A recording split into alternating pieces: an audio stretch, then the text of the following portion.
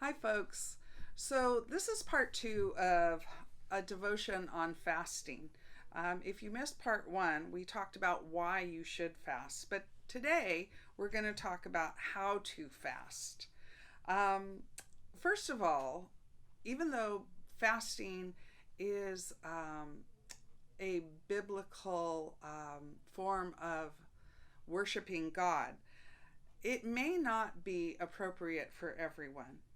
Maybe your age, some pre existing health concerns, or maybe sometimes choosing a fast that's too long might be inappropriate.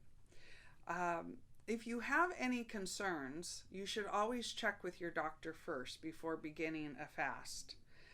But let's say that you have a green light and you're good to go, and so then you need to decide what kind of a fast you're going to do. For beginners, people who have never fasted before, or who it's been a while since they did a fast, you might want to consider going with a partial fast. A partial fast would be not totally eliminating all food, but maybe restricting your food to certain food items, such as with the Daniel fast, for example, you're limited to fruits and grains, whole grains, and vegetables, for example.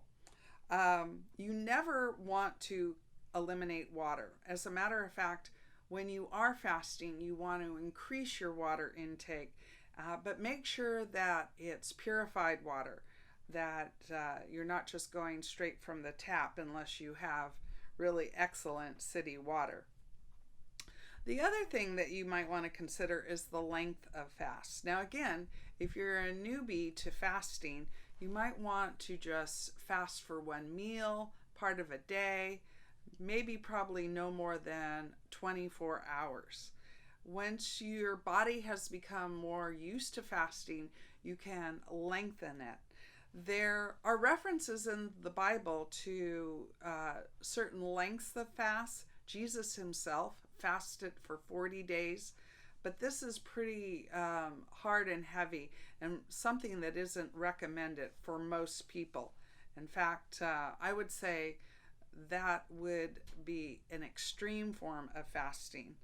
But a fast of 3 days is oftentimes about what most people can tolerate. And for those who are experienced with fasting, a 3-day complete fast is okay. One of the most important things to do before you even fast is to plan your fast.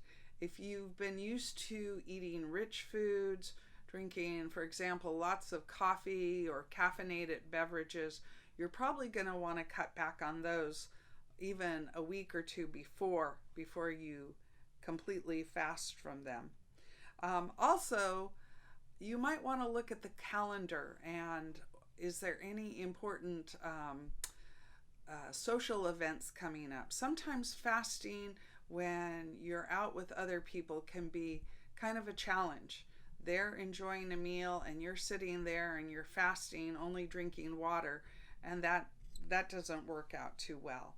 Which leaves me to the last part, which is that fasting typically should be kept private. You don't want everyone to know that you're fasting. In fact, Matthew 6:16 and 18 says, "When you fast, do not look sober as the hypocrites do, for they disfigure their faces to show others they are fasting. Truly, I tell you, they have received their reward in full. But when you fast, put oil on your head, wash your face, so that it will not be obvious to others that you are fasting, but only to your Father who is unseen, and your Father who sees what is done in secret will reward you." So, folks, I hope this has helped you with a little more understanding of fasting. There are many great references to or books that can give you more information on fasting, but it is something that all of us as believers in Jesus Christ should consider. Be blessed.